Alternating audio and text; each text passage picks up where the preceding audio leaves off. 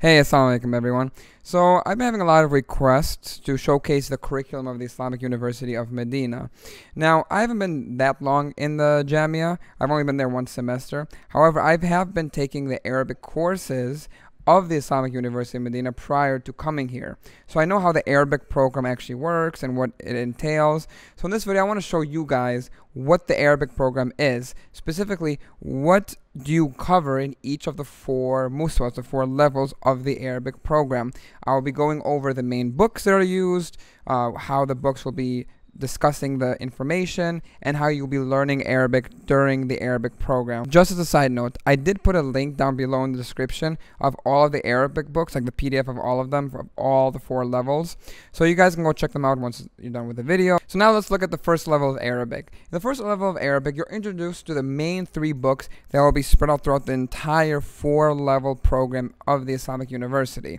Now these three books are Qawaid, Tadribat, and Qira'a. Let's first look at Qira'a. Qira'a is reading comprehension. Now in Qira'a, you'll essentially be having 10 to 12 chapters, and in each of these chapters, you'll be introduced to a story, or a hadith, or a historical event, or whatever, and you have to read it, and then you have to answer the questions below, and it'll give you some of the Arabic grammar that might be present in the text. Now, as I said, this is one of the three courses that will be throughout the entire Arabic program. The importance of this is that as you progress through the Arabic levels, it gets progressively harder.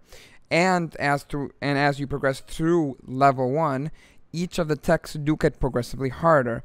At the beginning, there'll be a lot of harakat, there'll be very short stories or sentences and so on. But by the end, there'll be some harder sentences, some harder paragraphs and like stories to read. As you progress through the levels, it'll get increasingly hard, so just taking the harakat out and so on. Now, the second book is Ta'bir. Ta'bir, if you were to translate it, means expression, i.e. like expressing yourself. Essentially, Ta'bir is basically there'll be 10 to 12 chapters or whatever there is, how many chapters there are, and each of those chapters, it'll be based on a certain topic, such as one of the chapters might be writing a letter to your father. And in this chapter, you write a letter to your father after you came to Medina, and writing about how the trip was, who you met, how the classes are, and so on. Now Ta'bir is essentially structured on 3 to 4 main things. The first thing is question and answer. It's basic. They ask you a question and then you have to answer it. Such as, when did you come to Medina? You could answer in Arabic saying, I came to Medina 2 weeks ago. The second type of questions are the fill in the blank. Okay, sometimes they might have a word bank on there, especially for Mustawa 1, they do have a word bank usually. Sometimes they don't, and it will just be a couple of sentences with one paragraph. You have to fill in the blank with some of the new Arabic terminology that the book provides you. The third type of question is Rattib al-Jumla. That means connect the sentences to create a paragraph. Now with this, sometimes the sentences might be out of order. They'll present one list of 7 to 8 sentences, and you have to pick which one starts first, what's second, what third, till the last. Or it might provide 2 columns, and in these 2 columns, you have to start from the right side and then connect the sentences, and then it'll end up becoming a paragraph. Now the fourth thing is writing out an essay. Now the essay will just be entailed based on the answers that you provided to the questions in the chapter itself. For instance, in Mustawa 2, there was a letter to my father, and you will write an essay based on some of the questions and answers that you provided, such as when I came to Medina, the classes that I have, who was the first person I met when I came here, and so on.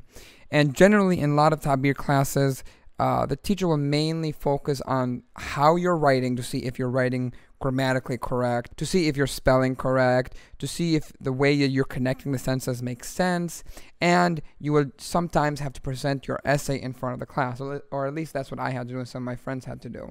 And that's Ta'bir. Now the third and last book is Qawaid. Now Qawaid is the most important book. You will be spending the most amount of time throughout the 2 years at Medina University learning Qawaid. Qawaid is grammar. So this is the book that you're going to be learning grammar. This book will guide you through the Arabic grammar. And in Mustawa 1, the grammar is really simple, but obviously if you don't know Arabic, it is really hard.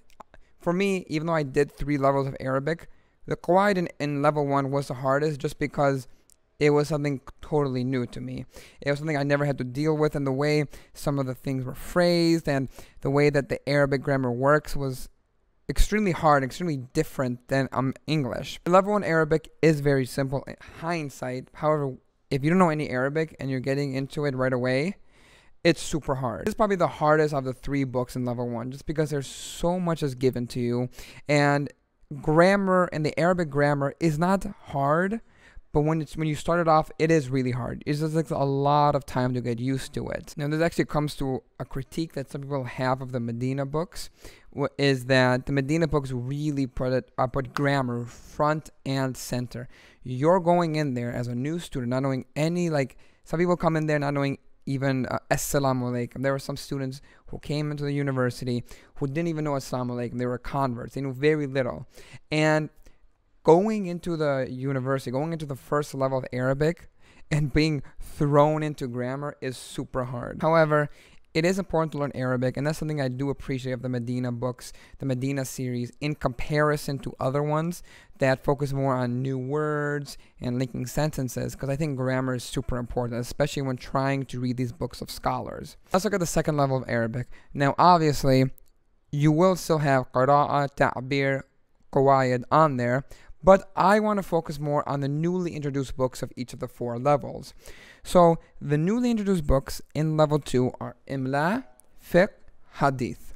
Let's look at Imla. Imla is dictation, looking into periods, colons, semicolons, and how those will be used in the Arabic language, how you will have to put them in the Arabic language while forming a sentence. Now, there are other stuff to learn in Imla as well, such as when do you put the regular ta or tar mabuta?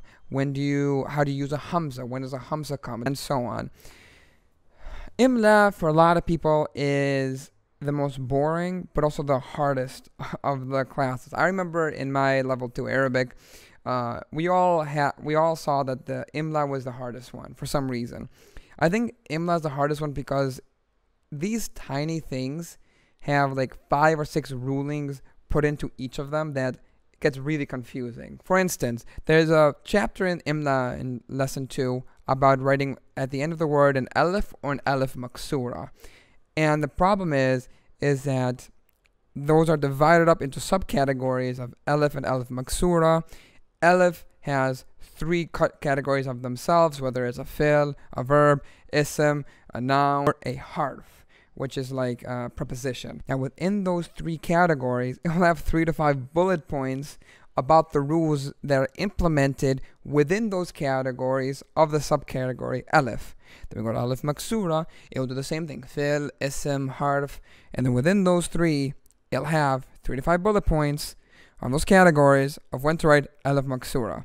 And when it comes to test time, it gets really confusing. However, Imla is a lot of learning the rules and implementation of it. If you don't apply Imla, you will end up doing bad, because the test tests you on stuff from the book, but also tests you stuff from outside the book, and only if you know the rule and have implemented it, not just memorized the rule, will you do good. It's kind of like math, you know. If you just know the formula for math, you'll end up doing bad. I mean, I did bad in math anyway, so it didn't really affect me whether I tried or not, but I'm just giving you an example. Now let's look at fiqh and hadith actually. Now I grouped these together just because in the Medina book actually has fiqh and hadith together, so let's look at those two. Fiqh in level 2 is super basic Arabic fiqh. I'll start off with wudu, for instance, and it won't get into what's the fard, what's the sunnah, what do the ulama say. No. It is very simple. It says, okay, wash your hands 3 times, put water in your mouth and nose, wash your face 3 times. It won't get into the nitty-gritty details. And the reason for this is because obviously you're learning Arabic more so than you're learning fiqh. So the most important part of fiqh isn't really learning fiqh per se, but it's putting your foot in the water and learning some Arabic terminology along with it. You'll be learning some rules and some terms as well while learning fiqh. Now Muswa 2 covers stuff from wudu, how to do tayammum, hajj and umrah, and prayer, and how to pray when the prayer starts.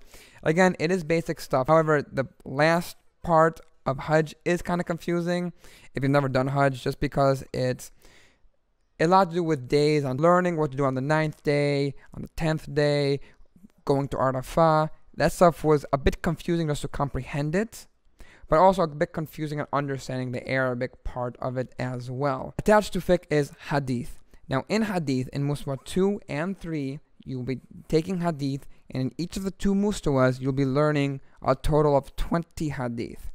And you'll be learning them with a little bit of explanation of what the hadith means. Well, actually, generally in the book, it will just be the hadith, some translation of words, some rules that are in the hadith, and your teacher will be explaining to you what the hadith means or what kind of benefits you can derive from the hadith.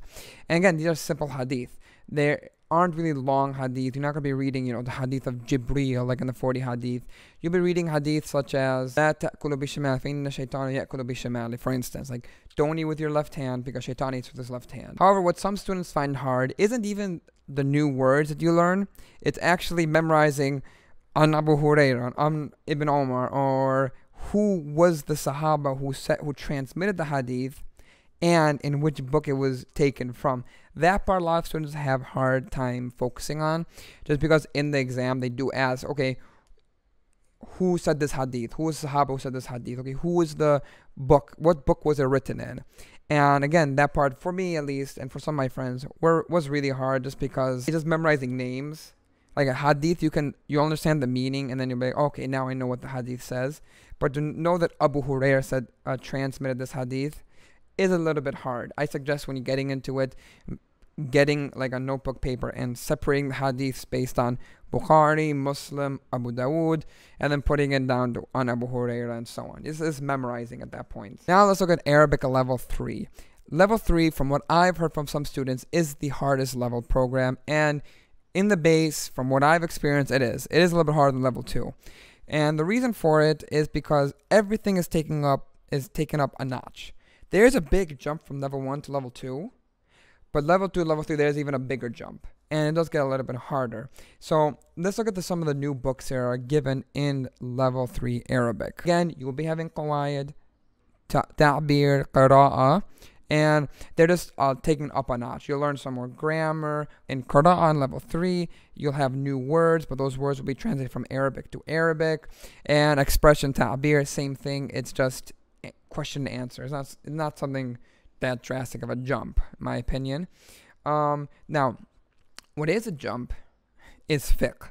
Fiqh is a huge jump in the Arabic level 3. You go from just learning how to pray to learning all the dalil, the adillah, the arguments, the hadith, the Quran, of how to pray and what the dalil say. And that can be sometimes hard for students. You're jumping from somebody who might not know much of the Quran, and I'll get to the Quran program in a bit in this video as well, to, okay, here's what this chapter 3 of the Quran says about doing wudu. Here's what this hadith says about doing wudu, or about giving zakat, and so on.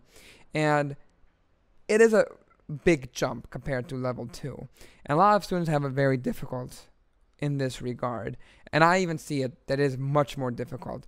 You'll start off with Kitab al-Tahara. What does Tahara mean? What does Najis mean? And so on. Then you go into wudu, then prayer, and so on. But it's just an amped up version of level 2. You'll get into all the nitty-gritty details of it. For some people who are interested into fiqh, they love this. For other students who are struggling with Arabic, this part is super, super hard. Now, in terms of newly introduced books in the level 3 Arabic, there are 2. However, I've heard there are also 3, but I think they took out the 3rd one. And those 2 that I know for a fact are there are Tawheed and the Seerah of the Prophet sallallahu alaihi wasallam. Now let's first look at Tawheed. Tawheed, to me, when I took the level 3 Arabic, was the most interesting by far. I loved learning the Tawheed section, and fiqh was most interesting to me, even though it was a little bit challenging. Now, the Tawheed in level Arabic 3, you won't be getting like, Kitab al-Tawheed or Aqidah Wasatiyya or whatever. It's just a very simplified version of Tawheed. You're just getting basic stuff, basic understandings of Tawheed. You're not going into anything deep right now. Each of the sections of Tawheed are divided up into hiwar, dialogue. So it'll be basically like a student with a teacher, or a friend with another friend, or whatever. And So one person will be asking somebody else a question of Tawheed, like who is Allah, where is Allah, or who is the Prophet sallallahu alaihi wasallam, and so on. And then it'll be giving the answer to it. And at the end of each section, there are some vocabulary terms to learn and some questions you have to fill out. Again, this is a jump from Mustawa 2. However, the Tawheed in and of itself in this book is not too super complicated. At least that's how I saw it. And with the teacher that I had, who was really helpful in teaching me this, it wasn't that bad. And the other book is the Seerah of the Prophet sallallahu alaihi wasallam. And actually, I actually found some students find this one of the harder books in level Arabic 3. Some not, some have.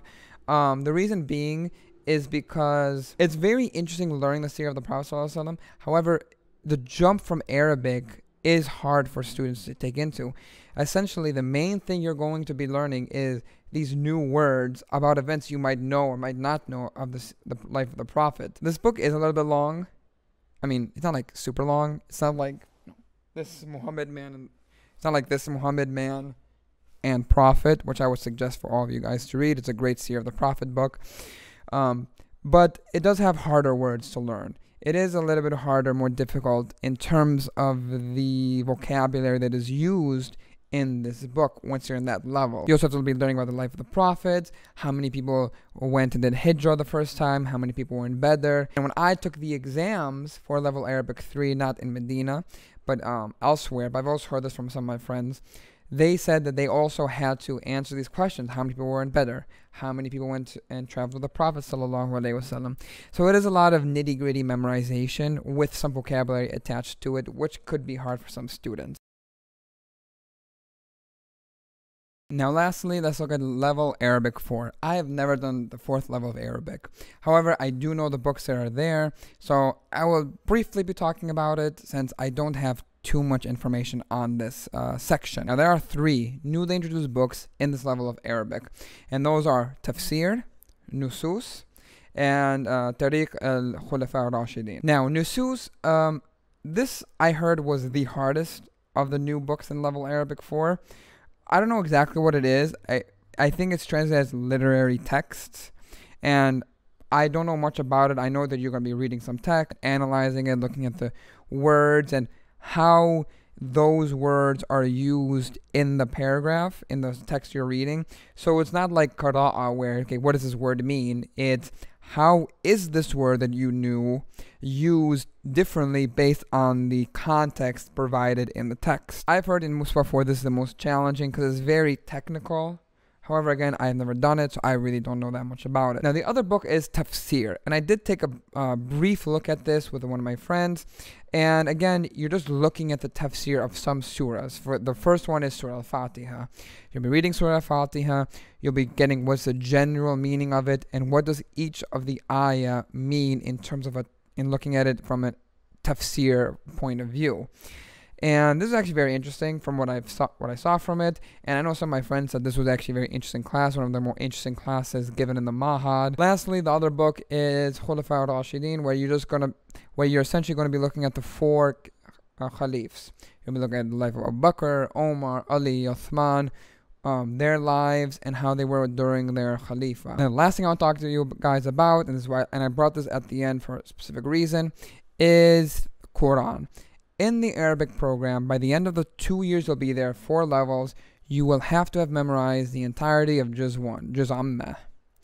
And you will also have to have read from Juz Amma to Juz 25, Tilawa, just reading. Throughout the 4 semesters, the 4 levels, you will be memorizing certain portions of Juz Amma till the end.